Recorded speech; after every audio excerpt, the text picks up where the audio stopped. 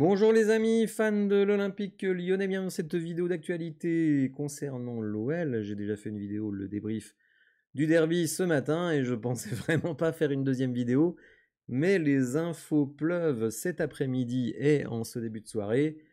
Et donc je me suis dit, quand même, une chaîne d'actu, il faut bien parler de l'actu. Donc je vous propose de faire le point sur les différents sujets qui sont dans la rivière. On va parler de Le Texier, on va parler de Prud'homme. Prud'homme qui prend la porte.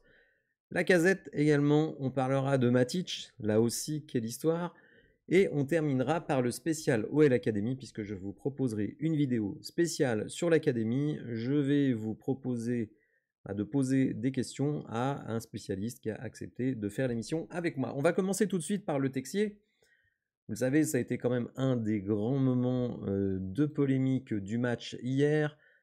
Carton rouge à la 25e minute sur Stassin qui vient massacrer la cheville de Corentin Tolisso. L'arbitre prend une bonne décision puisqu'il met un carton rouge et il est appelé par la VAR. Alors nous, pendant le live, on est tous là à se regarder et dire comment ça la VAR? La VAR pourquoi? Il y a carton rouge.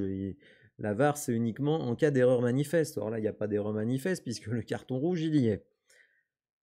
Le Texier va voir la VAR et décide de mettre un carton jaune.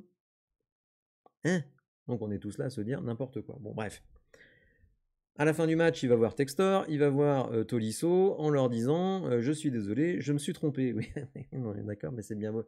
C'est bien beau de le dire. Maintenant, Coco, tu as eu les images sous le nez, tout le monde voit bien qu'il y a carton rouge et toi, tu mets un jaune. Enfin bon, bref, n'importe quoi.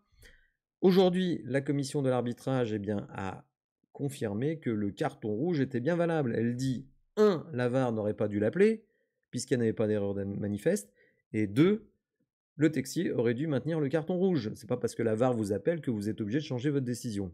Donc en fait, le Texier, c'est vraiment un abruti du début jusqu'à la fin. Il va se faire plomber parce qu'il a changé sa décision à cause de la VAR, et il va se faire plomber une deuxième fois puisque la commission d'arbitrage dit que vous n'auriez jamais dû changer la décision. Donc, tout faux. Bon, ce qui est embêtant évidemment pour nous, c'est que si les choses avaient été faites correctement, on aurait fait plus d'une heure de match à 11 contre 10. C'est pas certain qu'on aurait gagné, mais on peut penser quand même qu'on aurait pu gagner. D'autant que c'est Stassin qui met le deuxième but. Bon, bref, une catastrophe. Sur l'arbitre assistant, c'est plus compliqué parce qu'effectivement, si l'arbitre assistant décide de reprendre le match, on ne peut pas arrêter le match.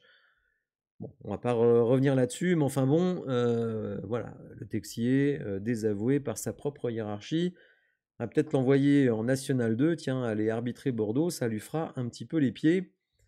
Mais en tout cas, il a été désavoué, même si évidemment pour nous, ça ne change rien. Mais attention parce que suite au problème avec l'arbitre assistant, Saint-Etienne pourrait avoir des points de pénalité. Donc attention parce que ils ont peut-être gagné le match, mais ils vont peut-être pas récupérer 3 points sur cette victoire. Et ça pourrait nettement les handicaper en toute fin de saison pour le maintien. On va passer au deuxième sujet, Laurent Prud'homme. Alors ça a quand même été la grande surprise. Plusieurs médias en ont parlé, évidemment, notamment le journal L'Équipe. On va voir tout de suite le titre. Le directeur général de l'OL, Laurent Prud'homme, bientôt écarté avec un point d'interrogation. Alors pourquoi point d'interrogation? Parce qu'en fait, à l'heure actuelle, ce qui est sûr, c'est qu'il ne restera pas directeur général. Donc soit il sera carrément fichu dehors, soit on va le recaser à un autre poste dans le groupe Eagle. Alors, que nous dit Hugo Guimet, puisque c'est quand même lui qui a écrit l'article, donc je pense quand même qu'il peut y accorder beaucoup de crédit. Eh bien, en fait, la direction d'Eagle Football passe uniquement John Textor, d'ailleurs. Lui reproche de se mêler de ce qui ne le regarde pas. C'est quelqu'un qui, normalement, a des attributions sur le plan administratif et financier. Et en gros, il lui est reproché de se mêler un petit peu trop du sportif. Alors bon, quand on lit ce qu'on lui reproche, moi je trouve quand même que c'est un peu chaud. On lui dit qu'il va faire trop de visites dans le vestiaire. Bon, est-ce que vraiment on peut le critiquer là-dessus? C'était déjà ce qui était reproché à Cucci. Hein. Et on lui reproche de faire des saluts au COP des supporters. À domicile et à l'extérieur. Quand même. Si c'est ça qu'on lui reproche, c'est quand même pas terrible. Alors, il faut savoir que les relations se sont dégradées clairement entre Cucci et Textor. et notamment après le match où la photo que vous avez à l'écran a été prise, c'est-à-dire après le match de Manchester, à Manchester exactement. Et il paraît que ça a été le gros clash entre les deux et que ça a précipité l'éviction de Prud'homme. D'ailleurs, moi je me suis étonné quand on a vu la tribune présidentielle à Saint-Étienne, il y avait tout l'aréopage de l'OL, et moi je dis, bah tiens, c'est bizarre, il n'y a pas Prud'homme. Bon, bah, maintenant, c'est pourquoi.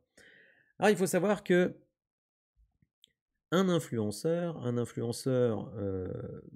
qui est plutôt spécialisé sur les affaires du Montpellier Hérault, donc Mohamed Toubachter, eh bien, nous apporte des précisions sur un dossier notamment. Et il nous dit, le président de la République démocratique du Congo reçoit Laurent Prud'homme dans les salons du stade suite au match du 10 octobre 2024, donc République démocratique du Congo face à Tanzanie. Le président donc, de la RDC s'excuse de le recevoir ainsi, mais lui propose de le recevoir dans les salons de la présidence. Refus de Prud'homme vexé, ce qui aurait fait capoter un deal de 6 millions par an. Bon, donc visiblement un deal de sponsoring. Alors il faut savoir que quelqu'un a interrogé Hugo Guimet sur le sujet. Et donc, Hugo Guimet répond, l'OL discutait effectivement avec le Congo pour du sponsoring, c'est de notoriété publique, mais je n'ai pas pu suffisamment recouper les raisons qui ont fait que ça a capoté, donc je n'en ai pas parlé dans mon article. Donc, info à prendre avec des grosses pincettes, mais il n'y a pas que ça, puisque dans l'émission TKYDG, donc avec Razik Brick et Nicolas Putebois, eh bien, le sujet a été évoqué, et visiblement, on va dire que le poste de directeur général est monté un peu à la tête de Monsieur Prud'homme, qui se faisait appeler Monsieur le Président, alors qu'il n'est pas président, il est directeur général, c'est pas pareil. Et puis que bon, on va dire, il ne montrait pas toutes les diligences sur certains dossiers. Apparemment, il y a ce dossier-là du Congo qui aurait capoté, mais il y en a d'autres, il y a d'autres dossiers qui visiblement n'avançaient pas. Donc bref, la direction d'Eagle Football en aurait eu marre. Et donc aurait décidé de l'écarter de son poste. Ah, c'est quand même pas rien, hein. Ça fait quand même le troisième président ou directeur utilisé par John Textor. Donc il y a eu Jean-Michel Aulas, il y a eu Santiago Cucci, il y a eu aussi personne pendant quelques temps. Et on pensait qu'on avait trouvé la bonne personne avec Prud'homme, et finalement ça aura duré 1 an et demi, puisqu'il est arrivé en novembre 2023. Donc voilà pour le dossier Laurent Prud'homme. Petite brève sur Alexandre Lacazette, puisque Lacazette a pris un carton jaune contre Saint-Étienne. C'est son 3e carton sur une période de 10 matchs, et donc il sera suspendu pour le match contre Lens. Je rappelle qu'il nous reste 4 matchs à faire, donc réception de Rennes samedi prochain, réception de Lens, déplacement à Monaco et réception d'Angers. Comme je l'ai dit ce matin dans ma vidéo débrief, le championnat n'est pas fini.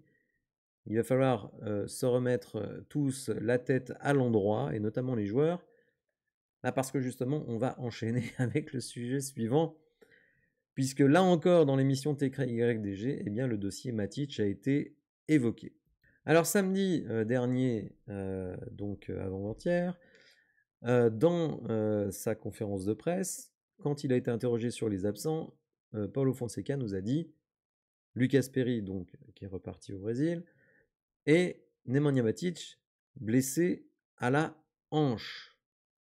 Alors vous pourrez aller voir d'ailleurs le débrief de la conférence de presse. Moi je me dis quand même, je vois pas où Matic il a plus blessé à la hanche. Il s'était chauffé pour rentrer à Manchester, finalement il n'est pas rentré. Le lendemain, il y avait juste un décrassage. Et donc c'est vendredi, et samedi, il y avait une petite séance, récupération, etc., avant le déplacement à Saint-Étienne. Et donc moi j'aimais l'hypothèse d'une blessure diplomatique, à défaut d'autres renseignements. Et c'est Nicolas Putebois qui évoque le sujet dans l'émission TKYDG ce soir, et qui nous dit, alors ça c'est quelque chose évidemment auquel je n'avais pas pensé, que les titularisations de Paula Koukou avaient eu 2 effets très négatifs. Le premier effet, c'est que Paula Koukou, il est pas bon. Il est pas bon. Mais ça, on le savait. Mais la deuxième conséquence, eh bien, c'est que Matic, désormais, refuse de jouer. Et oui, il est vexé, Matic. Il est vexé. Il estime que c'est pas normal que, à tort ou à raison d'ailleurs, que Matic joue dans des matchs aussi importants que les 2 matchs contre Manchester. D'ailleurs, moi, j'étais très surpris puisque Matic, il a fait la conférence de presse avant le match aller contre Manchester. Donc le lendemain, quand on voit Koukou titulaire, franchement, moi, je tombe des nues. Alors attention, parce que Paulo Fonseca, il a justifié ce choix à Koukou. Alors bon, ce choix ne lui a pas forcément donné raison. Mais il a justifié ce choix en disant, et il a employé les termes, il dit Matic et Tessman sont beaucoup trop lents. Ils sont lents. Donc, pour aller chercher des Bruno Fernandes, des Garnacho, je préfère avoir des mecs comme Verretou et Akoukou qui sont plus rapides. Bon, visiblement, cette explication n'a pas du tout convaincu Nemanja Matic. Et donc, Nicolas Putebois nous dit bah, si Matic ne joue plus, c'est parce qu'il ne veut plus jouer. Il estime que c'est un affront de lui avoir préféré Akoukou. Alors, attention les amis, c'est une info Nicolas Putebois. En tout cas, c'est ce qu'a dit Nicolas Putebois. Bon, je pense quand même que il doit sans doute avoir des infos. Hein. Il connaît quand même des gens dans le club, dans le vestiaire, etc.